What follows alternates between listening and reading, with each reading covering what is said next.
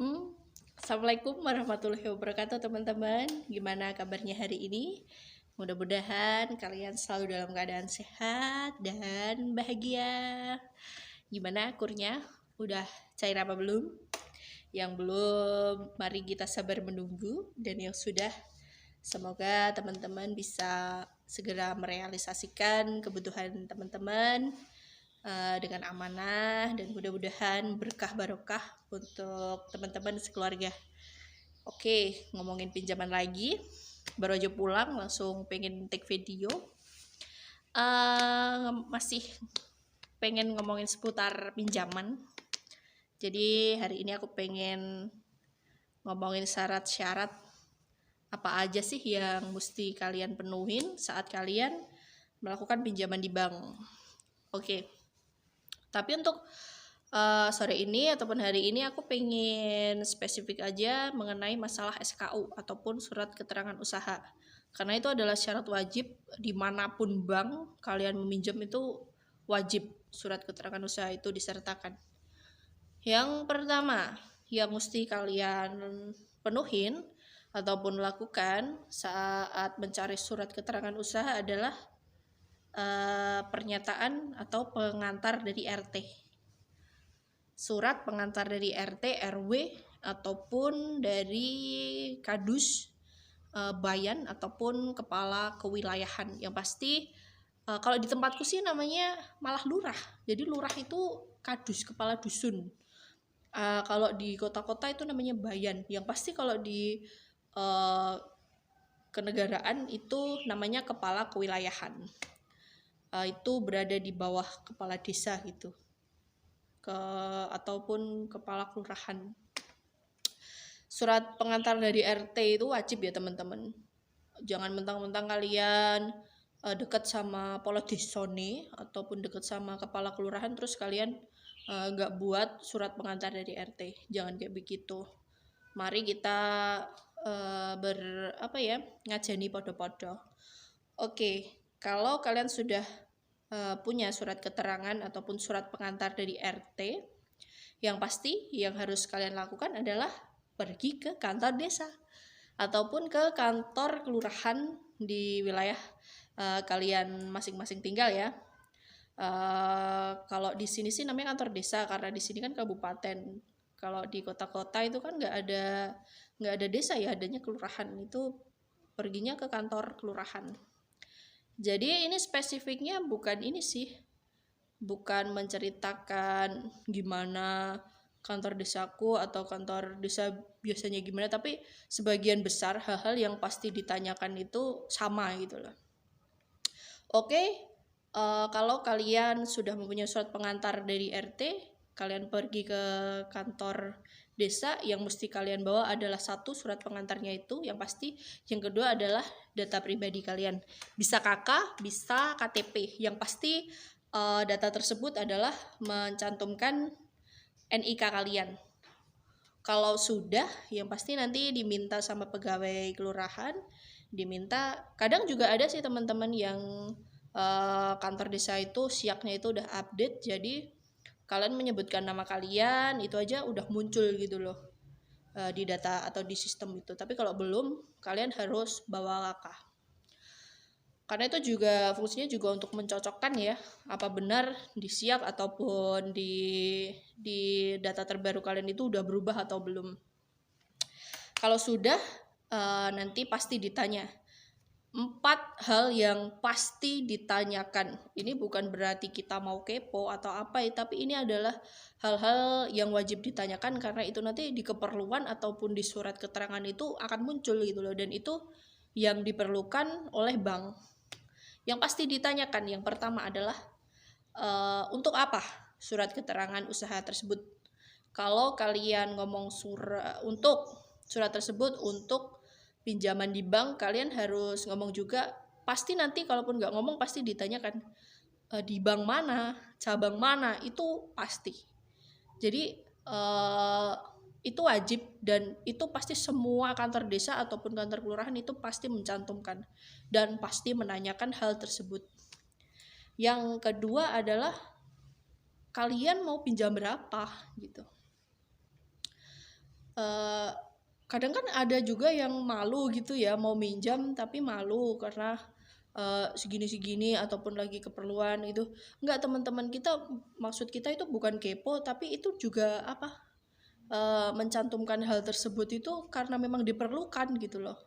Karena itu kan biar make sense kan nanti, ininya berapa, terus usahanya apa, kayak gitu. Terus yang ketiga adalah usahanya apa. Kalau kalian mempunyai usaha semuanya, kelontong atau apa, itu nanti dicantumkan.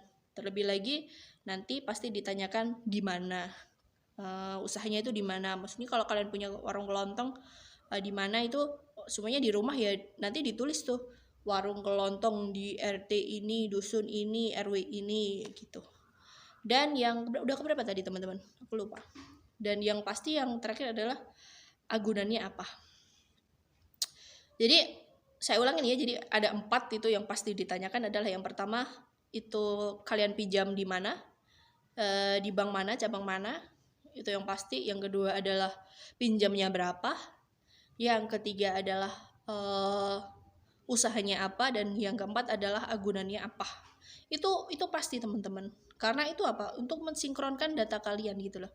Mensinkronkan maksud kalian juga gitu loh. Semuanya bukan maksud apa-apa ya teman-teman. Bukan menjudge usaha atau apa terus nggak boleh pinjam segini, itu enggak. Jadi itu cuma sebatas biar kita itu match gitu loh. Sumpama nih, karena itu nanti kan juga syarat akan sumpama nih kalian katakanlah pinjam 100 juta. Yang 100 juta deh, 200 juta gitu ya. Kalian pinjam 200 juta. Habis itu pasti ditanyakan usahanya apa. Semuanya kalian bilang warung kelontong. Oke, warung kelontong. Nanti ditulis tuh 200 juta untuk kelontong gitu kan. Terus agunannya apa gitu kan. BPKBO tentu tidak bisa, karena BPKB itu kalaupun kur itu hanya di bawah 25 juta. Kalau di atas 25 juta itu nggak bisa pakai BPKB. Itu pasti pakai sertifikat ataupun agunan lain gitu ya. Kalaupun itu pakai sertifikat, akan dicantumkan surat tafsiran harga tanah. Surat tafsiran harga tanah itu nanti gunanya untuk gini teman-teman, untuk controlling. Jadi juga seumpamanya tafsiran harga tanah itu 80 juta, tapi kalian pinjamnya 200 juta, itu kan nggak bisa teman-teman. Jadi gunanya kita menanyakan itu adalah juga untuk membantu teman-teman biar teman-teman nanti juga nggak kesulitan waktu mengajukan pinjaman gitu loh. Jadi kita juga butuh keterbukaan teman-teman ataupun kalian ataupun calon kreditur itu biar kita sama-sama bisa saling membantu gitu. Yang pasti kalau peminjam tafsiran harga tanahnya itu nanti tidak nyampe di angan-angan teman-teman karena kalian butuh pinjaman lebih dari tafsiran, itu nanti kadang ada juga yang mantri-mantri itu udah nggak apa-apa, yang penting kita ada surat tafsirannya gitu loh. Tapi ada juga yang pasti nggak bisa gitu loh teman-teman, bank-bank tertentu yang nggak bisa ini bu, bisanya ini pakai double sertifikat gitu. Kalau double sertifikat ini baru bisa gitu. Jadi teman-teman dibuatkan 2 tafsiran harga tanah gitu. Ngomongin soal pinjaman ini emang sangat ini teman-teman, bukan tabu ya. Apa ya, karena ini kan juga udah dari kita kan udah dari lama ya diperhatikan oleh pemerintah gitu loh. Dari pemerintah udah mengeluarkan surat keterangan usaha ini nanti gunanya buat apa, dengan jaminan buat apa gitu. Karena itu nanti butuh, kita kan juga butuh kejelasan juga. Di bank-bank itu pasti juga butuh kejelasan gitu loh. Dan kalau aku saranin buat temen-temen, kalaupun nggak bisa itu jangan maksa. Kalaupun emang tafsiran, bentar.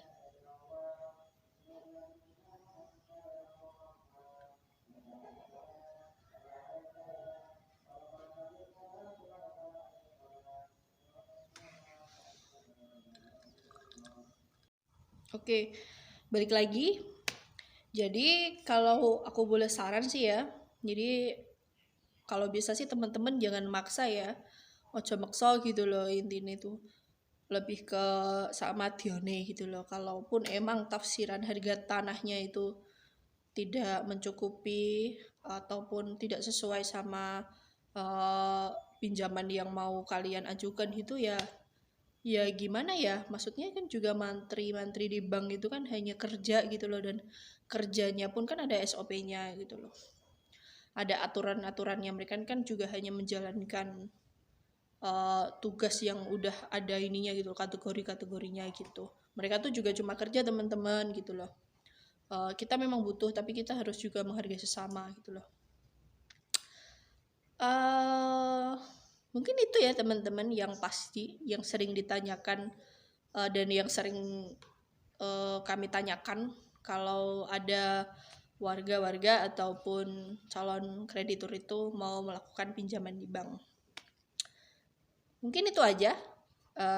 Hari ini kita ngomongin surat keterangan usaha dulu. Sebenarnya tadi udah ada info terbaru sih dari temen aku yang kerjanya di Mantri terus di bank gitu, seputar KUR. Jadi teman-teman subscribe aja, jadi nanti kalau aku udah upload videoku tentang KUR, ternyata ada kabar baik teman-teman. Jadi teman-teman subscribe aja, minta like-nya. Nanti kalau aku udah upload video baru, jadi kalian bisa segera tahu. Oke, sekian dari saya. Assalamualaikum warahmatullahi wabarakatuh.